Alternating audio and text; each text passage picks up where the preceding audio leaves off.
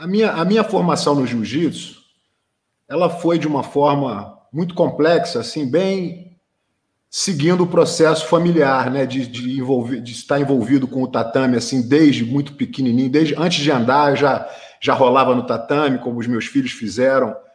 Então existiu sempre essa de ser um Gracie, desde pequenininho, já faz parte, usar o kimono, comer na dieta, viver a nossa vida de uma forma diferenciada e sempre fez parte de uma representatividade muito grande na minha vida o fato de ser um Gracie.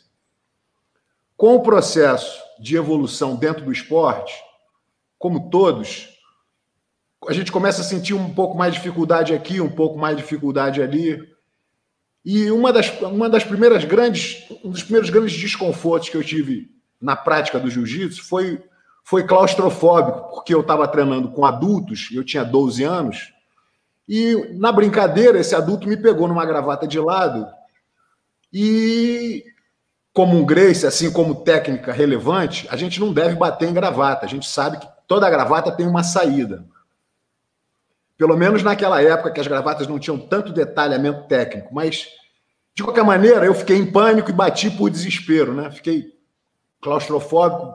E depois que eu pedi para parar, eu fiquei muito chateado comigo mesmo, fiquei emocionalmente pé da vida, porque eu me senti que eu não precisava ter batido e bati por pânico. Nesse momento, eu entendi que eu tinha que entender esse medo, esse pânico. Fui para casa e pedi para o meu irmão Rollins me enrolar num tapete que existia em casa, assim, um tapete meio talvez 3 por 6. E eu deitei esticado numa borda do tapete e falei para ele me enrolar no tapete. No Brasil, verão, 40 graus, aquele calor, foi uma das sensações mais agoniantes da minha vida, porque eu me botei numa situação de desconforto total.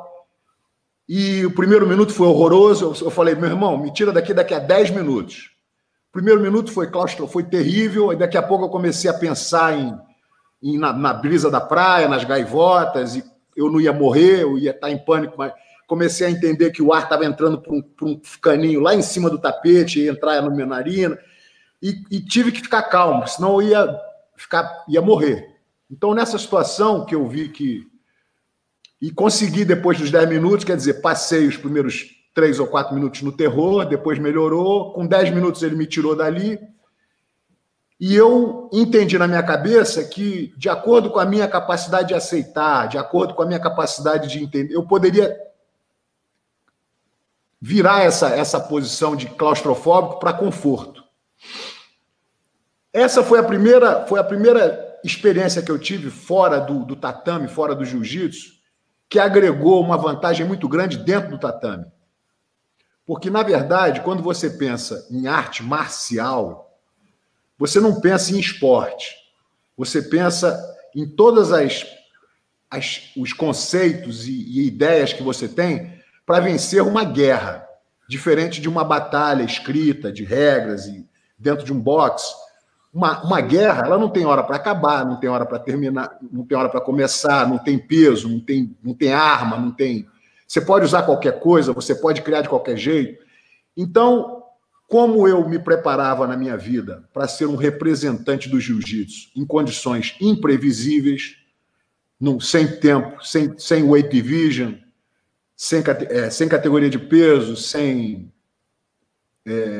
regras de combate, pode ser isso, ou seja, a coisa é tão aberta que você tem que crescer fisicamente, tecnicamente, mentalmente, emocionalmente e espiritualmente. Tem que haver um crescimento harmonioso, porque senão você pode ser o cara mais técnico do mundo. Se você não tiver a capacidade de entender e aceitar o que você não pode resolver, se você não tiver a capacidade de conseguir uma tranquilidade para poder dormir no dia anterior, não interessa qual é o desafio que você tem, você vai estar menos, você vai estar depreciado, você vai estar desgastado, você vai estar mal.